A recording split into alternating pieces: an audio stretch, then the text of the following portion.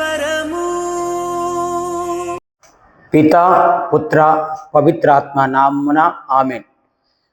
క్రీస్తునాథునిచే అమితముగా ప్రేమించబడుతున్నటువంటి ప్రియ క్రైస్తవ ప్రజలారా, మిమ్మల్ని అందరినీ పాస్కా 5వ ఆదివారపు వాక్య పరిచర్యకై ప్రేమతో ఆహ్వానిస్తూ ఉన్నాను. ఈనాటి గ్రంథ పఠనాల ద్వారా ప్రభు మనకు బోధించే అంశం ఏంటంటే, మంచి పనుల ద్వారానే దేవుని మహిమపరచగలం. సోదరి ప్రేమాగ్ని ద్వారానే కొత్త దివిని, కొత్త భువిని నిర్మించగలం అని ప్రభువు మనకు సెలవిస్తూ ఉన్నారు. అయితే దైవ ప్రజలారా, అవినీతి, అన్యాయము, పేదరికము, ఈ రీతి బాధలు, హింసలు, అవమానాలు మ్రగ్గుచున్న మానవుని కష్టాలు ఈ విధంగా ఒకవైపు ఉంటే, ఇంకొక వైపు మానవుడు కష్టాలు లేనటువంటి స్వర్ణయుగానికై ఎదురు చూస్తూ ఉన్నాడు. జీవితంలో సంతోషాన్ని కోరుకుంటున్నాడు. అదేవిధంగా అనర్థాల నుండి ఆనందాన్ని అనుభవించాలని ఆశపడుతున్నాడు. సంఘములో ధర్మము, న్యాయము, శాంతిని నెలకొల్పాలని కోరుతున్నాడు. అయితే ప్రీతమ క్రైస్తవ సహోదరి సహోదరులారా, ఇది ఏ విధముగా జరుగుతుంది? ఈ నవయుగం ఎలా ఏర్పడుతుంది? ఎలా వస్తుంది? ఎలా నిర్మించగలం అనే అంశాల గురించి మాట్లాడితే, ప్రీతమ క్రైస్తవ సహోదరి సహోదరులారా, అనేక మంది అనేక విధాలను అవలంబిస్తున్నారు. అనేక విధాలను వారు ఒక మాతృకగా తీసుకొని ఈ నవయుగాన్ని నిర్మించడానికి, ఈ క్రొత్త యుగాన్ని ప్రారంభించడానికి ప్రయత్నం చేస్తున్నారు. కొంతమంది ఏమో హింసాకాండను తీసుకుంటున్నారు, కొంతమంది విప్లవ పదంలో నడుస్తున్నారు, మరికొంది నాస్తిక మార్గాన్ని అనుసరిస్తున్నారు. ఇంకా సరైన మార్గాన్ని ప్రభువు మనకి ఇస్తున్నాడు. ఈనాటి గ్రంథ పఠనాల ద్వారా ఆ స్వర్ణయుగాన్ని మనము ఏర్పరచాలంటే మనము ప్రేమాగ్ని ద్వారానే జరుగుతుందని ఈనాటి పఠనాల ద్వారా ప్రభు మనకు బోధిస్తూ ఉన్నారు. ప్రీతమ క్రైస్తవ సహోదరి సహోదరులారా, మరి ఈ దినము 2వ పట్టణంలో మనం చూసినట్లయితే, రాబోయే కొత్త దివి భువి మరి స్వర్ణయుగం ఏ విధంగా ఉంటాయో మనము గ్రంథకర్త అయినటువంటి యోహాను గారు తాను చూసినటువంటి దృశ్యం గుండా మనకు తెలియజేస్తూ ఉన్నారు. నేను ఒక క్రొత్త దివిని, ఒక క్రొత్త భువిని చూచితిని. మొదట దివియు భువియు అదృశ్యమయ్యను, సముద్రమును కనబడకుండా పోయెను. అనంతరము దివి అందలి దేవుడి నుండి అవతరించనున్న పవిత్ర నగరముగు నూతన యెరూషలేమును గాంచితిని. ఆమె తన భర్తను చేరబోవుటకు ధారణ మార్చుకొని సిద్ధపడినటువంటి యువత వలె ఉన్నది. ప్రీతమ క్రైస్తవ సహోదరి సహోదరులారా, మరి ఈ స్వర్ణయుగాన్ని దేవుడు ఆదిలోనే ఏర్పాటు చేశాడు. ఆది తల్లిదండ్రులకు ఇచ్చి ఉన్నాడు. కానీ వారి అవిధేయత ద్వారా పాపము కట్టుకోవడంతో దానిని పతనం చేశాడు. దుఃఖము ఏర్పడింది, ఆనందం పోయి అశాంతి ఏర్పడింది. ప్రీతమ క్రైస్తవ సహోదరి సహోదరులారా, మరి ఈ పాప భూయిష్టమైనటువంటి లోకం పతనమవుతూ ఉన్నది. అప్పటి నుంచి కూడా మరి మానవ జీవితం క్రమేణా కుషించిపోతూ ఉన్నది. అన్యాయము, అక్కర, వ్యాధులు, హింసలు, ఇలా ఒకవైపు బాధలు వస్తుంటే, మరొక వైపు మానవుడు క్రొత్త యుగం కోసం ప్రాకులాట చెందుతున్నాడు. మరి ఇది ఏ విధంగా జరుగుతుందంటే, ప్రీతమ క్రైస్తవ సహోదరి సహోదరులారా, సృష్టికర్త అయిన దేవుడు ఖచ్చితంగా దీనిని మనకి ఇస్తాడు, కలుగు చేస్తాడని ఇజ్రాయేలు భావించారు. ప్రవక్తలు అట్టి స్వర్ణయుగాన్ని గురించే వీరు కూడా ప్రవచించారు. ఇదిగో, నేను క్రొత్త ఆకాశమును కొత్త భూమిని సృజించున్నాను, మునుపట్టిది మరుగుబడును, జ్ఞాపకముకు రావు అని యెషయా గ్రంథము 65వ అధ్యాయము 17వ వచనంలో ఈ వచనాలు మెస్సయ రాకతో నెరవేరుతుందని యెషయా ప్రవక్త ద్వారా పలకడం మనం చూస్తూ ఉన్నాం. ప్రీతమ క్రైస్తవ సహోదరి సహోదరులారా, క్రీస్తు ప్రభు ఈ లోకానికి వచ్చినది సైతాన్ యొక్క శక్తిని విచ్ఛిన్నము చేసి ఆ పాపాన్ని తొలగించి స్వర్ణయుగాన్ని, ఆ కొత్త దివిని భూమిని ఏర్పరచడానికి వచ్చినాడు. మరి స్వర్ణయుగానికి పునాది ఏంటంటే క్రీస్తు ప్రభు యొక్క మరణ పునరుత్థానాల ద్వారానే ఈ స్వర్ణయుగానికి పునాదులు వేయబడ్డాయి అని మనం చెప్పాలి. అయితే ప్రీతమ క్రైస్తవ సహోదరి సహోదరులారా, సాతాను శక్తి మానవుని పాపములో కనిపిస్తుంది. పాపము యొక్క ఫలితము మానవుడు దేవునికి దూరమయ్యాడు.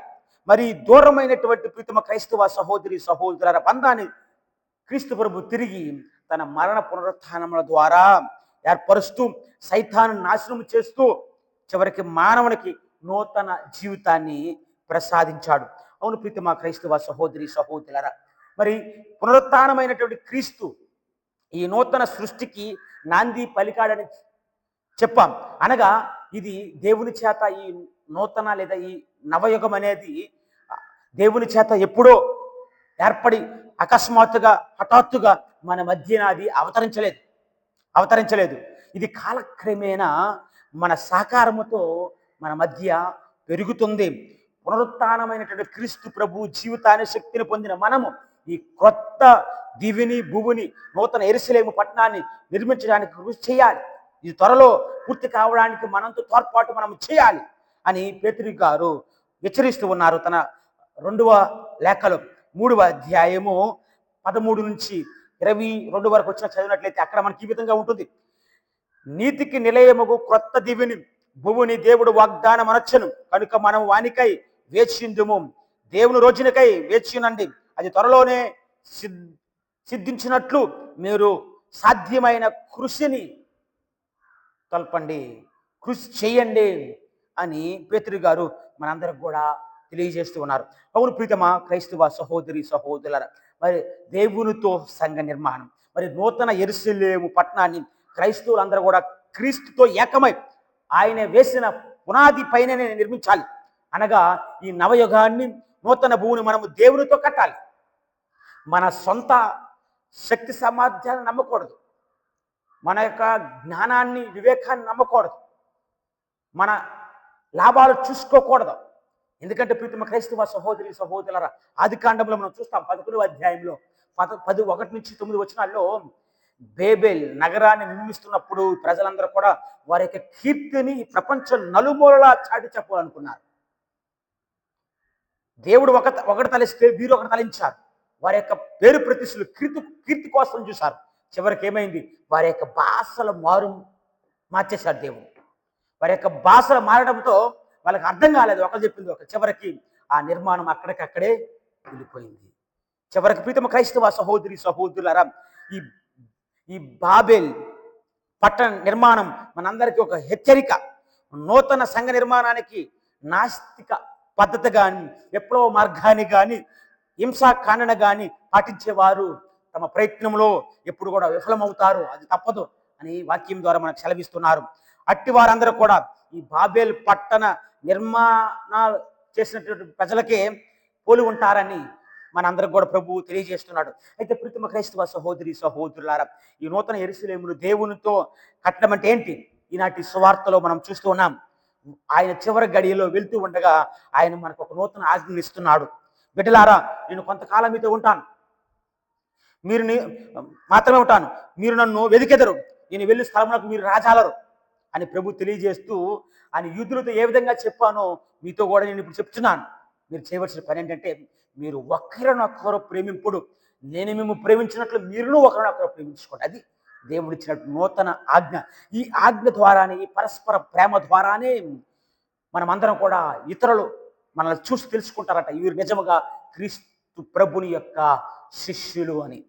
ఈ ప్రేమాగ్ని ద్వారానే, ఈ సోదర ప్రేమతోనే ఆ నూతన యుగాన్ని మనం అందరం కూడా, నూతన యెరూషలేమును మనం అందరం కూడా నిర్మించగలమని ప్రభు మనకి సెలవిస్తూ ఉన్నారు. అవును ప్రీతమ క్రైస్తవ సహోదరి సహోదర, అశాంతిని, అక్రమాలను, అన్యాయాలను, అవినీతిని